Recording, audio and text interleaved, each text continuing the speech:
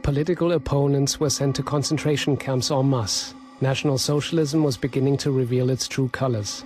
Nice to see everyone keeping perfect time, even though there are still many who choose to play out of tune or clash their cymbals loudly. Cymbals, cymbals, whatever. We make no bones about it, they are sent off to a concert camp for a little further education, where they're taught the right notes until such a time as they can play in tune and in time. And there was certainly no reluctance to carry out the threat. It was only a few months after power changed hands in January 1933 that they set up the first concentration camp in Dachau near Munich. They arrested their opponents immediately. They knew perfectly well who they were. The camp soon filled up, and of course, people started to tell jokes about them. Like this one. Two men bump into each other in the street. One says to the other, "Hey, good to see you out and about again." Yeah. So, how was it in the camp? Oh, brilliant. Just imagine, breakfast in bed in the morning with real coffee or cocoa, whatever you wanted. And then a bit of sport, then lunch, soup, meat, dessert. And before coffee and cake in the afternoons, we played games. Sounds great. Honestly, the lies some people tell. I was talking to Maya recently and he told me some hair-raising things. Yeah, well, he was arrested again, wasn't he? One of the oldest jokes they told was the one about a man who was standing at a tram stop, repeatedly cursing the number 4 tram. But the way he says it, it sounds like he's actually cursing Hitler.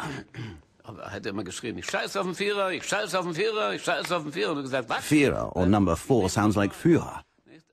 So he's arrested and carted off to a camp, saying ruefully, "I wish I'd just taken the number 5. But the very fact that jokes like this were being told meant that people knew the camps existed. All this stuff about people not knowing, it's just nonsense.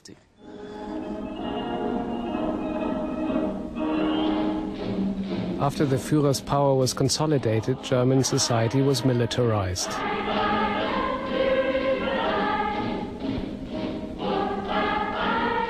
Much was open to ridicule, especially the initials and abbreviations.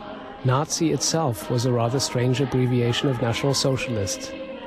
Cheeky jokes about what the initials really stood for were common, but they were seldom punished. The Nazis knew that, with the majority towing the line, a few witticisms wouldn't hurt them.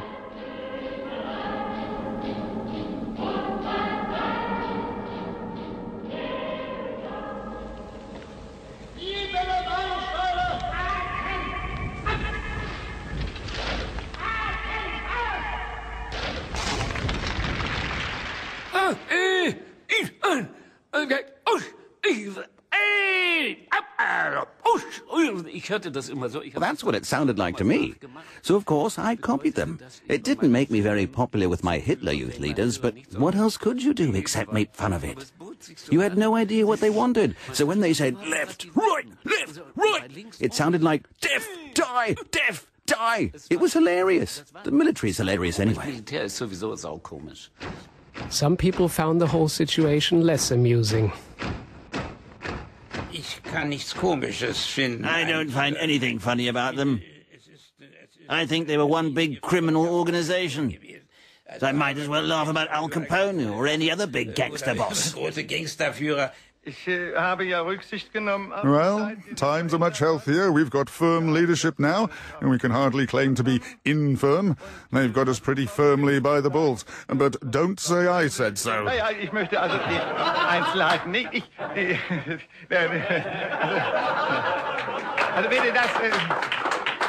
And I didn't say you should laugh either.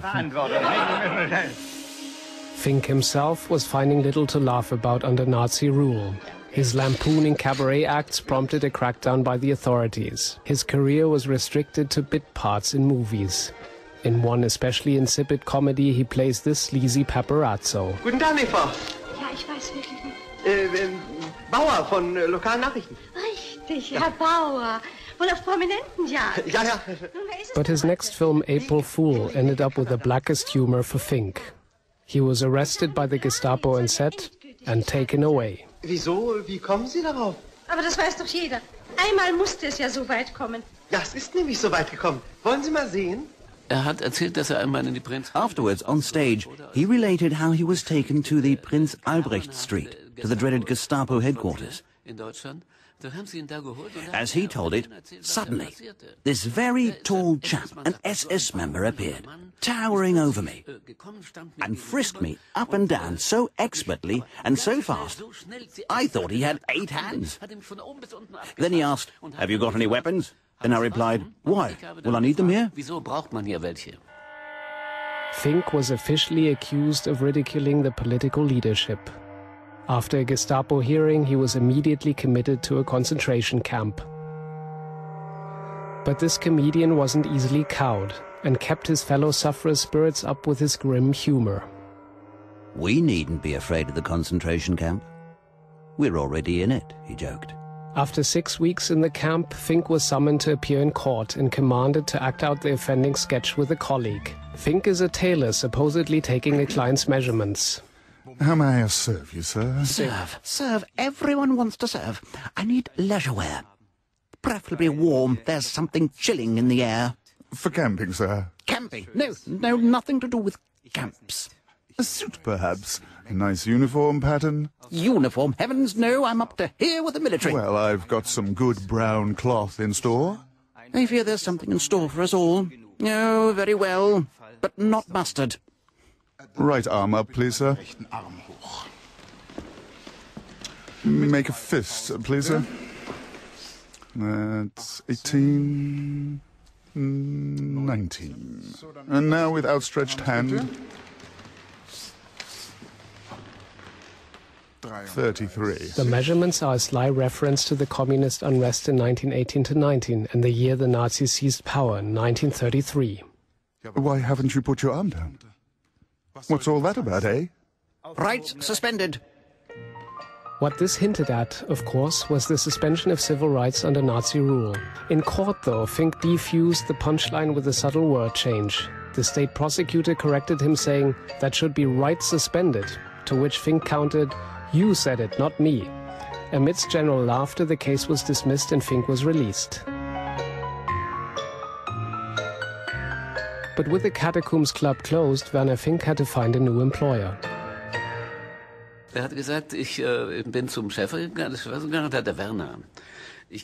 So this theatre owner, who knew him really well, told him he'd like to give him a job, but had the gravest misgivings about putting him on the bill.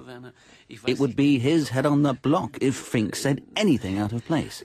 Gut, du darfst in einer Szene auf But Fink persuaded him and was given a small role. But nothing political, mind. Ganz klar, selbstverständlich. Fink swore blind he wouldn't say a thing. But during one of the sketches, a woman comes along and asks him what time it is.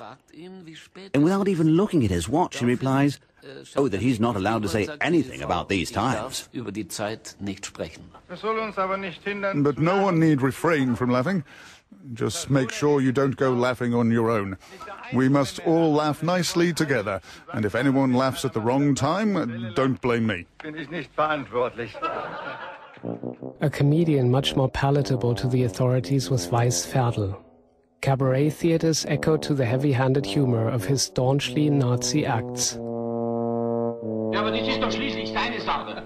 Selbstverständlich, jeder kann so lang fressen, bis ihn zerreißen. Da braucht er keinen Doktor mehr, ne? Ich glaube, Doktor, seitdem Sie da oben im Kurschloss nicht mehr nach dem Rechten sehen, seitdem tanzen die dem Magius da auf der Nase rum, dass das seine Freude hat. Herr Doktor, die Kolonne ist angetreten. So.